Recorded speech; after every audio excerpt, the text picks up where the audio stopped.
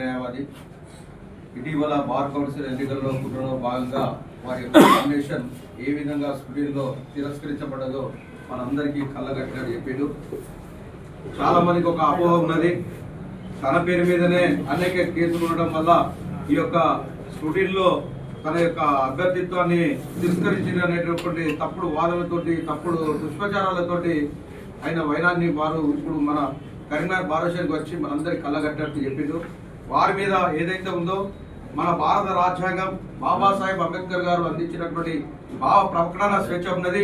ఇలా ఏ ఎన్నికల్లో జనరల్ ఎన్నికల్లో చూసుకున్నప్పటికీ కూడా మన బార్ కౌన్సిల్ స్టాట్యూటరీ బాడీ కావచ్చు, అదేవిధంగా ఆల్ ఇండియా బార్ కౌన్సిల్ కూడా స్టాట్యూటరీ బాడీ కావచ్చు.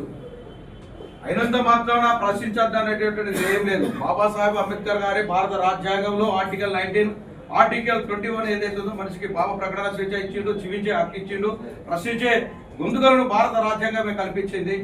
ఇది మాడికి 100% తెలంగాణ వ్యాప్తంగా ఉన్నటువంటి యువత ఆలోచిస్తున్నారు.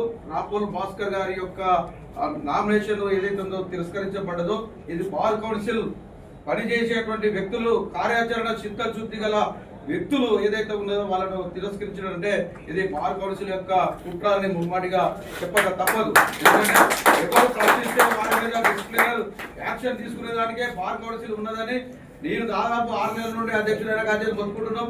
ఈ యొక్క మొత్తుకుడు ఏదో ఆయన ప్రజా వేదికల ద్వారా, ప్రెస్ మీడియా మిత్రుల ద్వారా ఏదైతే ఉందో ఈ భావ ప్రకటన స్వేచ్ఛ చెప్పింది కాబట్టి గౌరవ న్యాయవాదులకు ఏదైతే ఉందో ఆరిపోయే దీపానికి వెలుతురు ఎక్కువ అన్నట్టు అది ఒక్కబడి పాత సభ్యత. కానీ ఇప్పుడు ఆరిపోయే దీపం కాదు, మన రాపోల్ భాస్కర్ అన్న ఆరిపోయిన దీపం ఏదైతే ఉందో ఒక కొత్త వేల దీపాలు ఇటువంటి యువతను వెలిగిస్తున్నటువంటి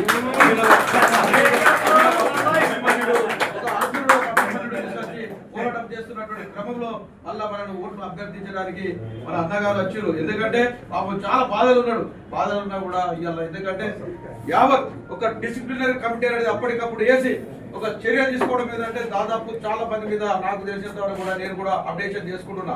ఒక రాష్ట్ర వర్కింగ్ ప్రెసిడెంట్ గా, ఫెడరేషన్ ఆఫ్ బారోషన్స్ అధ్యక్షుడిగా ఎంతమంది ఇప్పుడు నామినేషన్ వేసిన వాళ్ళ మీద క్రిమినల్ కేసులు ఉన్నాయంటే చాలా మంది మీద వాస్తవంగా క్రిమినల్ కేసులు ఉన్నాయి. ఎక్కడైతే గెలిచే అభ్యర్థులు ఉంటాడో, ఎక్కడైతే ప్రశ్నించే గలాలు ఉన్నాయో ఆ గలాల యొక్క గొంతుకలు పూసడానికి ఒక కంకరం కట్టుకున్నది మార్గం. కాబట్టి యువత ఆలోచించాలి, సీనియర్ న్యాయవాదులు ఆలోచించాలి, ప్రశ్నించే గలకాలను అదేవిధంగా పారదర్శకంగా ఉన్నటువంటి వ్యక్తులు మనం ఏదైతే ఉందో కౌన్సిల్ గా పంపించేటువంటి భుజస్కంధాల మీద వేసుకోవాల్సిన బాధ్యత అందరిపైన ఉన్నది. ఎందుకంటే ఇందాకనే మన పరమేశ్వర కూడా గౌరవ ముందర చాలా సార్లు పరమేశ్వర్ అన్న ఒక హౌసింగ్ సొసైటీ మెంబర్ గా ఉండి చాలా మందిని కూడా ప్రశ్నించాడు. ఏది గత 2 సంవత్సరాలకు ఎన్నుకోబడ్డ బాడీని మీరు 8 సంవత్సరాలు ఎవరైతే 8 సంవత్సరాలు అధికారంలో ఉన్న కౌన్సిల్ మెంబర్లను వారు ఎన్నోసార్లు ఎండగట్టినటువంటి పరిస్థితులు ఉన్నాయి, నిలదీసినటువంటి పరిస్థితులు ఉన్నాయి. కాబట్టి ఏది ఏమైనప్పటికీ కూడా కొత్త వారిని ఎన్నుకోవాలనేటువంటి అంశంలో కీలక భూమిక పాత్ర పోషిస్తున్న ఎన్నికలు ఈ బార్ కౌన్సిల్ ఎన్నికలు. కాబట్టి మిత్రుడు, యువకుడు, అభినవ్, అభిమాని లాంటి వాడు మాట్లాడాలని చెప్పుకోవచ్చు. అందరికీ నమస్కారం. గౌరవ ప్రెసిడెంట్ నాగరాజు సార్కి, అట్లనే ఇక్కడ ఉన్న సీనియర్ అడ్వకేట్లకి మరియు జూనియర్ అడ్వకేట్లకి మరియు నా బ్రదర్ అండ్ సిస్టర్ అడ్వకేట్స్ అందరికీ నమస్కారం. నా పేరు రాపోలో అభినవ్. నేను LLM చేశాను, లండన్లో LLB వచ్చి చిక్పైలో చేసిన అండి. అయితే మీకు అందరికి తెలుసు, ఎలక్షన్స్ 30 జనవరిలో జరగబోతున్నాయి.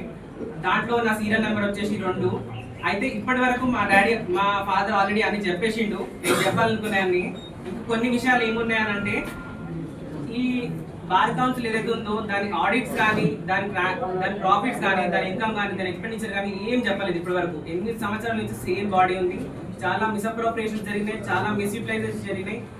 దాన్ని ప్రశ్నిస్తే కేసు కడుతున్నారు. దాన్ని మనం ఏదైనా క్వశ్చన్ చేస్తే ఒక